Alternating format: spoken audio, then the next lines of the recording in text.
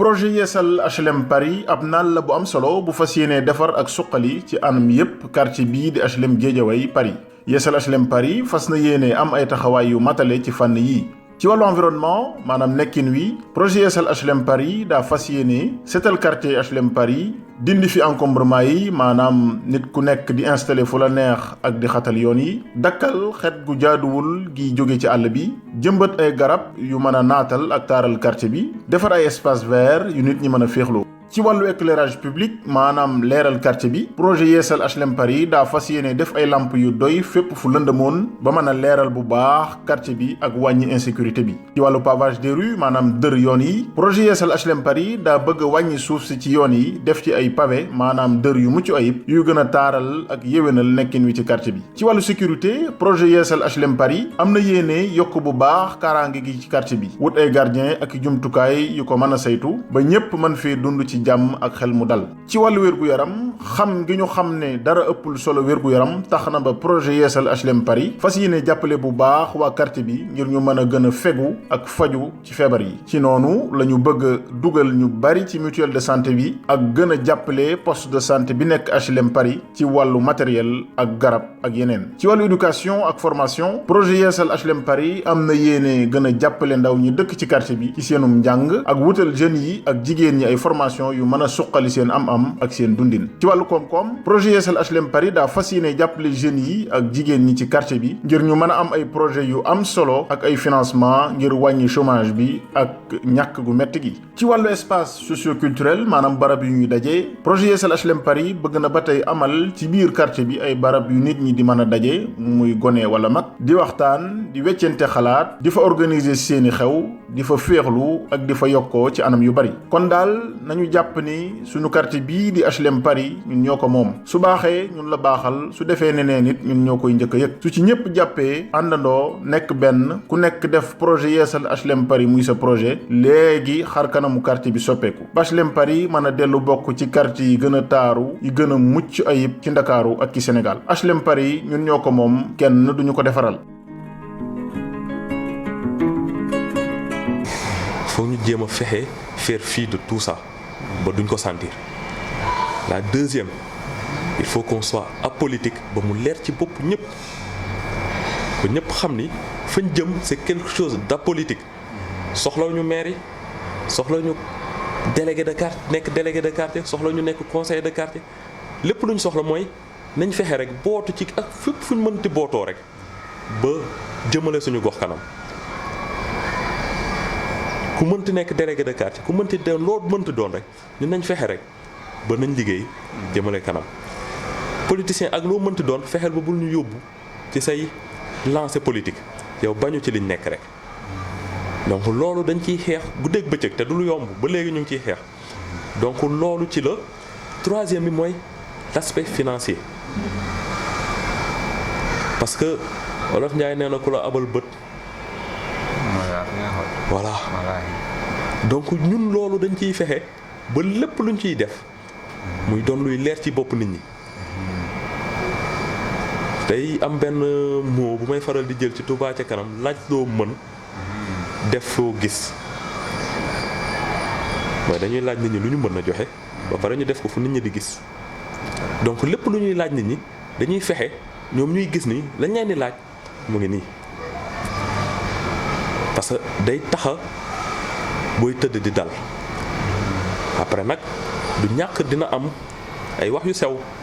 du ñàkk politiciens yi ci suuf du ñàkk ñeneen ñi ci suuf mais après l'essentiel mooy yow say objectif xam nga ko donc loolu daal moom la ñu yàlla defal ba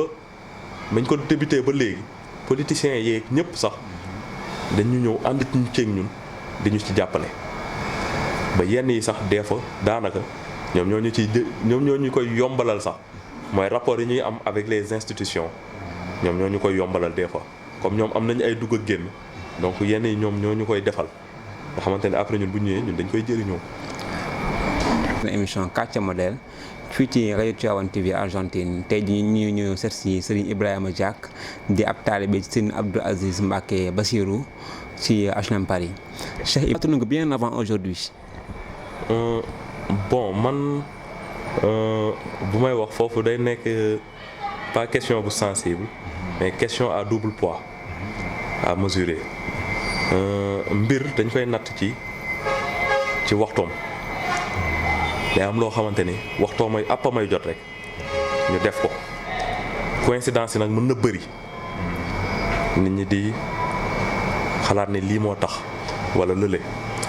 mais man li ma jàngat te man la engagé wul sëñ bi mais li ma jàngat man ci ay conception parce que moom mooy le principal concepteur de ça man dañ maa jël rek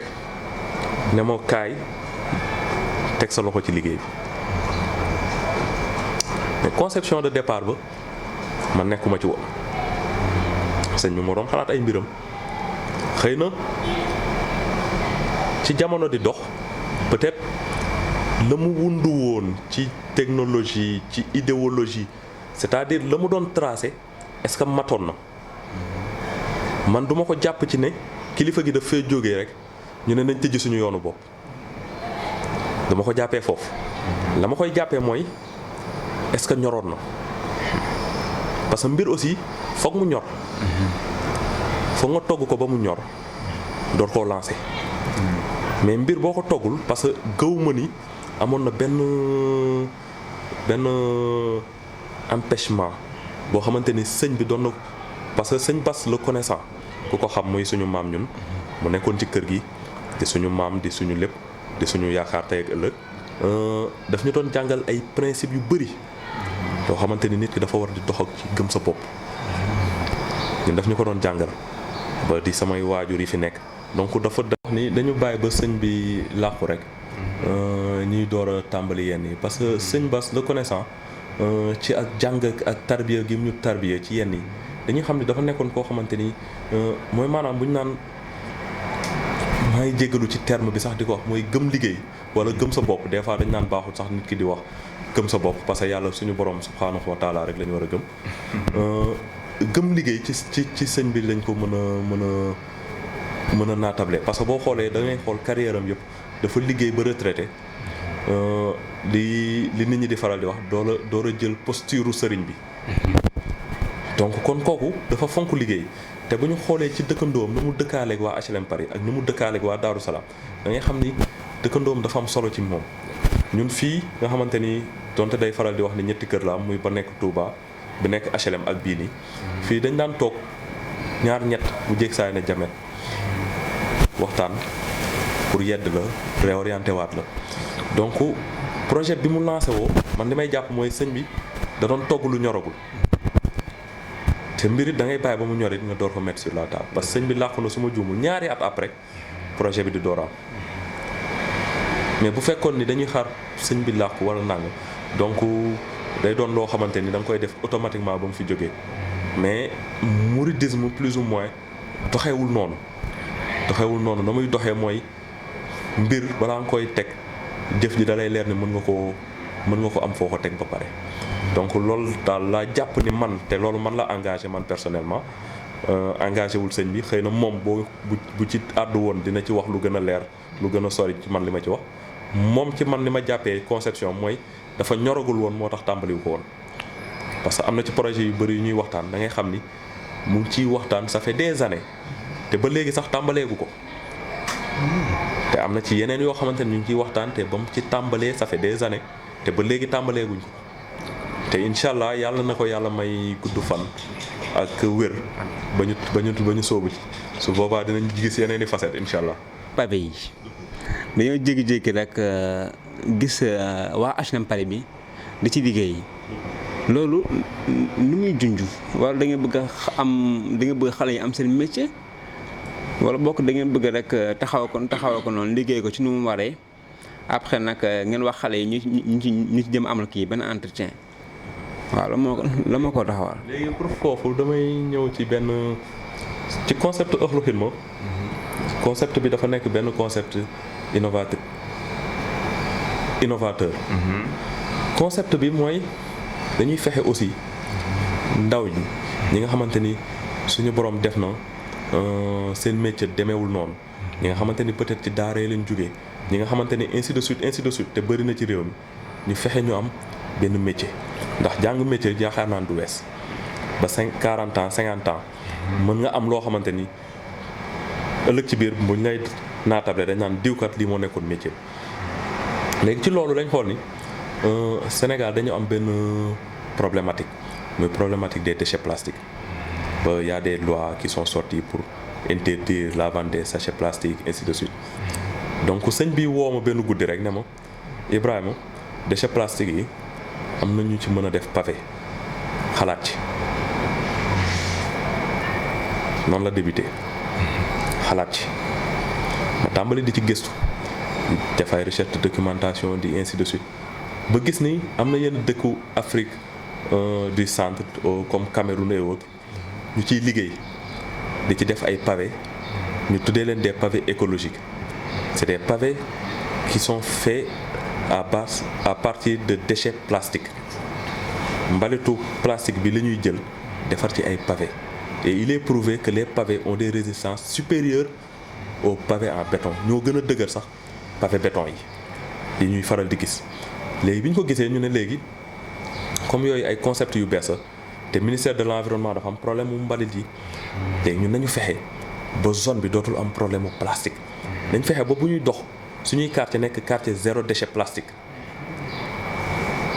zéro déchet plastique mooy dañuy fexe trouver ay corbeilles yoo xamante ne à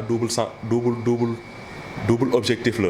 déchets plastiques et autres déchets ñuy récupérer les déchets plastiques pour di ko mu nekk suñu matière première ñuy defar déchets plastiques yi ñu def ci ay formation jël ay jeunes defal leen ci ay formation bi ñu leen ci defalee ay formation ba ñoo ko mën a liggéey ba mën a maîtriser le concept comment faire les pavés en plastique yu am des résistances en route pavés yi mën nga leen jël tey def leen tali comme pavé béton yi te c'est moins coûteux bee buy jar le mètre carré à 8000 bii te revient le mètre carré à 4500. comme tali karo yi daal. comme tali karo yi. tey boo soxla woon 1 milliard pour defar tali karo normal fii 500 millions di nga defar plus ou moins tali karo en plastique. donc ñu jël loolu ne léegi ok nañ jël HLM Paris ñu jéem a def pavé toutes les grandes rues ñu ne pavé yi dañu fexe. programme bi dans sa globalité mooy nit waratul génn sa buntu kër dox ba ci tali bi di laal suuf dañuy war a fexe ba ku génn sa buntu kër rek da ngay dox ba ci tali bu mag ba te doo laal suuf loolooy le programme en tant que tel donc day am fu ñuy tàmbali ñu tàmbalee ci allée principale bi dañ jàpp ni mooy allée bi nga xamante ni moom la ñu gën a mën a joxe visibilité ñu tàmbalee foofu buñ ko paree commencé dugg ci yeneen allées yi après dugg ci artères yi ba ci buntu këru nit ñi parce que au début bu ñuy jàng ci taarixu HLM Paris au début noonu la woon nit ki dina du génn këram ba ci tali bi te du laal suuf donte ay pierre maçonnées fa nekk mais dañ ñun nañ jël benn initiative benn produit innovant boo xamante ni su ma juumul bu fekkee ni waxuma lu ëpp Sénégal plus ou moins ñun ñoo ko fi mës a teg amoon na nag ay phase étude yu nit ñi def bind ci ay rapport mais defar ko ba defar tali ci te actuellement ñu ngi ciy defar tali actuellement au niveau des HLM Paris ba ñëpp mën nañ leer na foofu ba defar ci ay loo xamante ni nit ñi mën nañ koo gis pour l'instant ñun ñoo ko fi defagum ci li ma jàngat parce que ci YouTube bi laay fanaan ci documentation Google bi laay fanaan donc je fais des recherches n'importe comment n'importe où mais gisaguma foo xamante ni concept boobu réaliser nañ ko réellement au Sénégal donc ñun ñooy première ñoo xamante ni lancé nañ ko def test yi def test grandeur nature yi posé ko ba muy déroulé wu looloo nekk le premier point mooy sur les pavés mu amaat deuxième programme innovatrice mooy les briques en terre comprimée briques yi nga xamante ni terre comprimée sable la ban la wala latérite moom lañ koy defee des fois di nga gis ci film tubaab yi nga gis ni seen kër yi day briques yu xonq yi donc loolu mu nekk concept boo xamante ni ëllëg ci biir àdduna bi fa la jëm parce que c'est des trucs écologiques day tax réduction d'énergie day mën a téye température seddaay beeg yooyu noonu yëpp léegi nag yooyu ñun ñu commencé woon ci aussi di ci réfléchir ak sëñ bi lu yàgg parce que moom dafa nekk koo xamante ni xëy na des fois nit ñi dañuy gis la casquette de Mara ba duñ xool ni c'est un intellectuel avant tout c'est un intellectuel mais dañuy faral di oublier di jël la casquette du marabout tout simplement ba fàtte ni c'est un intellectuel bu am ay nekk ingénieur informatique ainsi de suite donc des fois day am yu ci bëri nekk aussi directeur benn ONG donc di liggéey aussi ak ñu bëri donc des fois aussi day am yoo xamante ni da koy gis feneen ku ci mel ni man ak fédération parce que dafa amoon dañu am tamit benn fédération mooy ingénierie Serigne Bassirou Bara buy regrouper tous les ingénieurs yi nga xamante ni dañoo jokk ci Sëñ Bass donc des fois day am yoo xamante ni da koy développer da koy wax nous en tant que ingénieur ñi nekk ci panel boobu yëpp ñu commencé di ci réfléchir donc plus ou moins c'est un cadre de réflexion assez énorme boo xamante ni y a pas mal d'ingénieurs qui sont dans tous les domaines et un peu partout dans le monde des fois nag looloo ñuy may ñi am benn lassitude bi des fois dañuy gis ku ci mel ni man wala ñu gis ñenn ñi ku ci mel ni Jëwrin Mor Lay wala ñenn ñi ñëw mais y a tout un ensemble d'ingénieurs ñu nekk ci ginnaaw ñoo xamante ni réflexion bi c'est assez poussé là-bas après nag ci la ñuy ñëw dérouler ko donc nag yooyu faral nag ñu nekk actuellement sur une phase de développer des concepts innovatrices yoo xamante ni peut-être tubaab yi ñu ngi ciy liggéey mais amagul doole trop au Sénégal donc ñun nag actuellement fa lañ gën a focaliser wu pour génnee concept yooyu ba pare fexe aussi ndaw ñi mën ci am loo xamante ni ëllëg ci biir mën nañ ci am seeni métier ndax bu dee pavage actuellement formé nañ ci ñoo xamante ni mën nañ produire les pavés plastiques par la méthode artisanale ak méthode semi-industrielle bu ñuy waaj a lancer donc bu ñuy waaj a jënd benn machine pour muy defar les pavés au niveau par la méthode semi-industrielle mën nañ ci formé naa leen ci au moins comme man je suis un routier de formation et de service. Exact. formé nañ leen ci nan la ñuy poser des pavés les techniques de pose de pavés ainsi de suite maçon yi formé nañ leen ci nan la ñuy tegee les briques de BTC yi donc ñooñu tey ëllëg ci biir même bu la programme HLM Paris jeexee ñooñu mën nañ dem feneen am fa seen i métier di fa daan seen i doole donc loolooy aspect bi gën a kii mooy que ni foog ñu defar plus ou moins ñi nga xamante ni yàlla daf ñoo boole ak ñoom defar gi mooy ñun dañ ñoo jàppale ñu ni duñ mën a jàppale waate dañ koy jàppale waate voilà donc loolooy concept bi en grosso modo. waa kay Cheikh Ibra tontu gi am na solo trop macha allah ci sa njëlbéenu wax da nga ne dañoo nekk ci phase pilote ñu ne ko nañ ko démarrer ci HLM Paris bi léegi nag puisque da ngeen ne ci phase test est-ce que mën nañu xam lan ngeen viser nañ ko xam. waaw comme ni nga waxee dañ nekk ci phase test bi dañoo am benn langage bu ñuy faral di wax mooy mënu na mooy c'est possible mu mbir des fois mën ngay nekk dans ton coin di ci xalaat mais da ngay fàtte ba xam c'est possible ou c'est pas possible donc phase test bi mooy mënu na on l'a essayé aux HLM Paris que ce soit ci pavé yeeg ci lépp ci concept bi yëpp ba yàlla dogal na ni population HLM Paris accaparé wu nañ le projet te ñu ngi koy dérouler ñun ñu leen di accompagner comme un partenaire technique li ñu viser en grosso modo mooy l'éveil des consciences éveil des consciences bi mooy état c'est bien beau mais je pense dafa am benn ancien philosophe ou un ancien président qui disait ne demande pas ce que l'État peut faire pour moi mais ce que je peux faire pour l'État. Exact. Je sais plus ci kan la jóge xaw ma De Gaulle xaw ma Martin ainsi de suite. donc loolu tamit mooy il faut ñu nit ñu xool lan la ñu mënal suñu état. man sama buntu kër waruma xool ni état bi deful un programme de reboisement ou des zones. man dama war a xool ni sama buntu kër dafa war a am garab. ma dem jëndi sama garab ñëw saxal ko sama buntu kër. qui va servir non seulement à l'écosystème mais servir aussi sama écosystème plus ou moins sama biir kër. donc plus ou moins nit ñi dañu war a dem ci jël seen bopp en charge. ci loo xamante ni mënal nañ ko seen bopp. yàlla mu ngi ñuy dogalal nit ñu ngi liggéey sur des entreprises dans des entreprises ñenn ñi nekk sur dans des institutions ainsi de suite. yàllaa ngi dogal ni ñu ngi fay am salaire di fa am leen mais est-ce que kenn ku ci ne dina toog poser wu la question sama salaire bi 500 000 bi 100 000 bi nangam est-ce que dinaa ci jël benn 10 000 delloowaat ko sama communauté sama quartier est-ce que man li may lekk est-ce que du sama biir kër rek la yam est-ce que li ma ci jox nit ki mu faj ci soxlaam kese est-ce que loolu rek a war a doon kii bi donc questionnement yooyu yëpp bu ñu koy posé mooy que ne dañu war a fexe nit ku ci nekk bu doon te 10 000 francs wala 5 000 francs ngay jël di ko defaat sa biir quartier nga defaat ko ci léegi nag il faut mu am ñu koy porter ñun ay extension lañ bëgg di def mooy Euhlou Khidma dafa war a dem ba wër Sénégal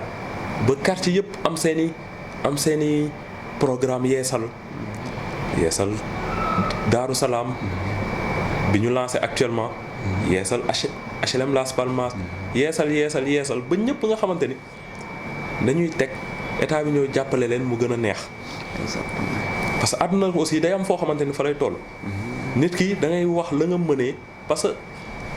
problème éveil de conscience li ñuy wax salubrité ak yooyu nit ñi la wax dëgg fa yàlla pour lu mbalit bu nekk sa buntu kër du état bi la koy dindi non yaa ko fay defal sa bopp yaa koy dindi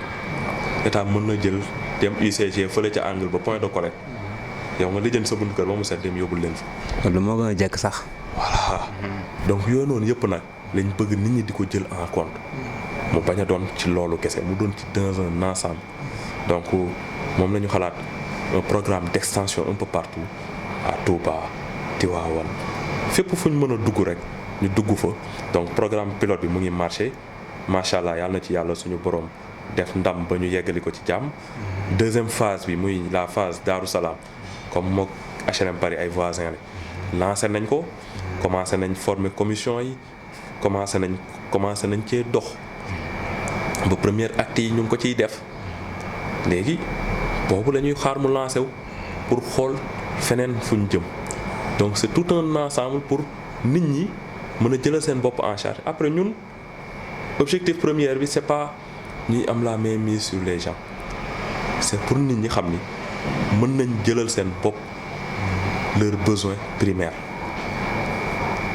état bi complété. waa kay Cheikh Ibra tontu gi am na solo trop macha allah vraiment ñu ngi lay gëm di la sant te di rafetlu kàddu yi loolu nag ndax mën nañu xam sa dernier mot sa kàddu gu mujj. sama dernier mot xanaa di leen sant di sant suñu borom di sant suñuy kilifa suñuy waajur di sant suñu borom it di ko santaat ci lim ñu booleeg Cheikhul Khadim di santaat ci li ñu ànd ak sëñ Abdou Aziz Mbacké di ñaan suñu borom yàggal taxawaayam ndax bés bu jot dañuy gën a leeral lu tax ñu jokk woon ci moom bés bu jot dañu koy gën a leeral donc di leen jaajëfal di ñaan projet yi ñu tàmbali suñu borom def ci tawféex di ñaanal sëñ Muntaxa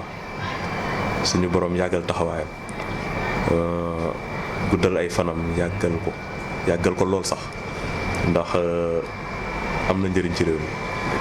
te mooy mbégte jullit yi. waa kay Cheikh Ibra comme ni fi nga mujjee rek foofu la ñuy mujjee ak yow di ñaan suñu Muntaxa Mbàkke ak suñu kilifa yi fi nekk yëpp muy seen ba Serigne Babacar Sy Mansour ak suñu yeneen kilifa yi fi nekk ñoom bàyyiwuñu kenn yàlla mel na guru fan ak wér ak wérle ak mucc ak muccale te yéen na yàlla xaaral aljana ñi nga xam ñoo dëddu te yéen yàlla tas ñoom barke. amiin yal na ko yàlla def ci barke Moustapha waa kay mbokk yi jërë ngeen jëf lii leen leen àndaloon tey 5 émission Quartier Modèle jërëñ dox di dagge ba ëllëg ba semaine prochaine incha allah waa kay bonne semaine merci.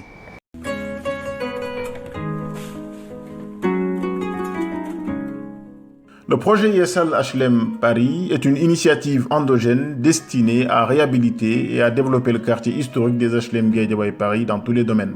Le projet se donne ainsi comme objectif de trouver des solutions structurelles et pérennes à plusieurs problématiques. En ce qui concerne l'environnement, le projet vise à assurer la salubrité et l'hygiène des HLM Paris, à désencombrer les rues et lutter contre les installations sauvages, à éradiquer les pestilences provenant des Niayes, à reboiser entièrement le quartier, à aménager des espaces verts, etc. En ce qui concerne l'éclairage public qui s'avère actuellement insuffisant au niveau du quartier, le projet entend le renforcer par la pose de nouveaux lampadaires dans tous les axes non éclairés. Concernant le pavage des rues, le projet aspire désensabler et paver l'ensemble des artères du quartier pour le moderniser et améliorer qualitativement son cadre de vie. Le volet sécurité est l'un des plus importants du projet qui compte ainsi proposer des solutions en cette matière afin de rendre le quartier beaucoup plus sûr. Par ailleurs, sachant que rien ne peut se faire sans la santé, le projet s'attellera à assister les populations du quartier dans ce domaine majeur, à travers la sensibilisation et la prévention de certaines maladies, l'enrôlement dans la CMU à travers la mutuelle de santé locale, l'amélioration de la qualité de l'offre du poste de santé du quartier, le renforcement du plateau médical, don de médicaments, etc. Le projet entend également soutenir l'éducation des enfants et la formation des jeunes et des femmes du quartier dans tous les domaines d'activité importants pour leur développement socio-économique. Concernant les activités génératrices de revenus, les jeunes et femmes seront encadrés et ou financés dans la mise en œuvre d'activités à même de réduire le chômage, d'accroître leurs ressources et d'améliorer significativement leurs conditions de vie. Pour améliorer la qualité de vie du quartier et rendre celle-ci plus harmonieuse, le projet compte créer des espaces culturels et sociaux favorisant les échanges et l'épanouissement de ses habitants, toutes catégories et tranches d'âge confondues. Avec l'engagement de toutes les populations des HLM Guédiawaye Paris, résidents actuels aussi bien que ressortissants habitant ailleurs, notre quartier pourra retrouver son lustre d'antan et devenir, dans tous les domaines, l'un des quartiers de référence de Dakar. Ce quartier est le nôtre, développons-le tous ensemble.